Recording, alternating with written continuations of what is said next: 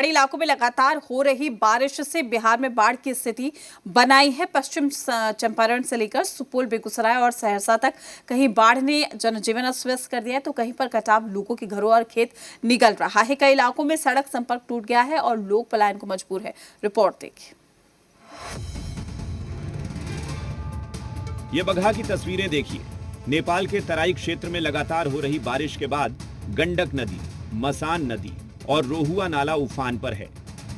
बगहा-2 प्रखंड के लक्ष्मीपुर रमपुरवा पंचायत के चकधैवा, झंडवा टोला और बीन टोली में बाढ़ का पानी घरों तक पहुंच गया है। वाल्मीकि नगर गंडक बराज से करीब 2 लाख क्यूसेक पानी छोड़े जाने के बाद हालात और बिगड़ गए हैं। यहाँ की सड़कें करीब 5 फीट पानी में डूबा हुआ है, जिससे गांव का संपर्क टूट गया है। लोग जलकैदी बन गए हैं।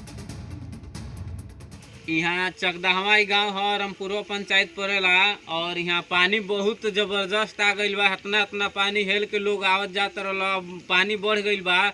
यहाँ सरकार से निवेदन व समस्या इतना हमनी हो गई बा, यहाँ आज तक ले गैस के सुविधा हमनी यहाँ नहीं भइल बा। बेगूसराय में उफनती गंगा लोगों को डरा रही है। मटेहानी के महेंद्रपुर गांव में गंगा का कटाव लगातार जारी है। सैकड़ों एकड़ उपजाऊ जमीन नदी में समा चुकी है और अब कटाव आबादी की ओर बढ़ने लगा है।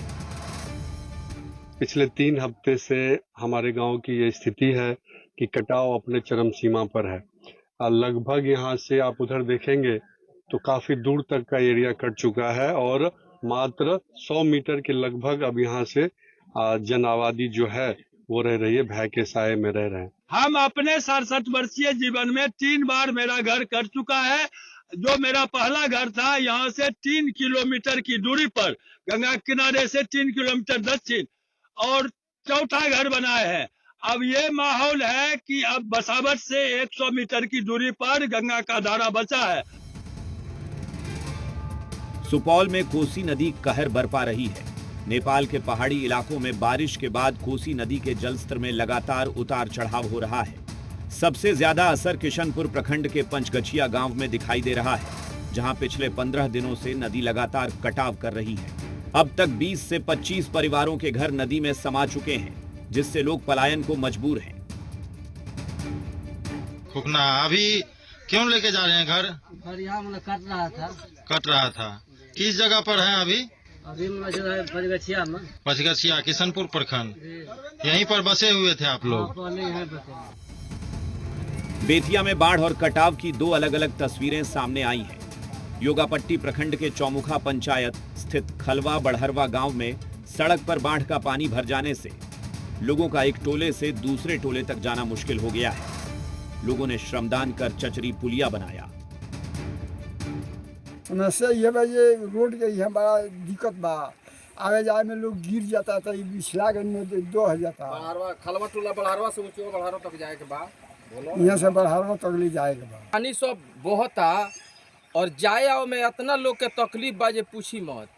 ई बड़हरवा ऊंचो बड़हरवा खलवा बड़हरवा से होकर ऊंचो बड़हरवा में जाया जाता। गंडक नदी से जैसे पानी उफान मार रहा है, इधर पानी भी पूरा आ जा रहा है। हम लोग का रोड भी इधर टूट गया है। हम अपना चचेरी पुल बनाकर गांव से जो भी मदद मिला है वो लगाकर कम से कम लगभग 10,000 रुपये के खर्चा यहाँ पे हुआ है।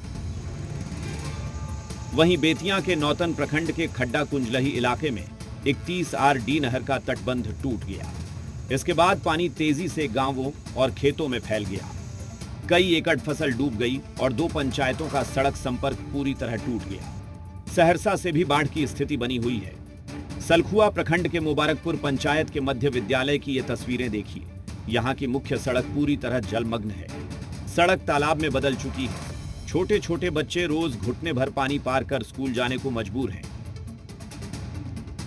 जल जमाव की स्थिति के कारण प्रतिदिन छोटे छोटे बच्चे पानी से होकर स्कूल पहुंचते हैं, जिसके उनके स्वास्थ्य पर भी बुरा असर पड़ता है। ग्रामीणों को भी आवागमन में भारी कठिनाइयों का सामना करना पड़ता है।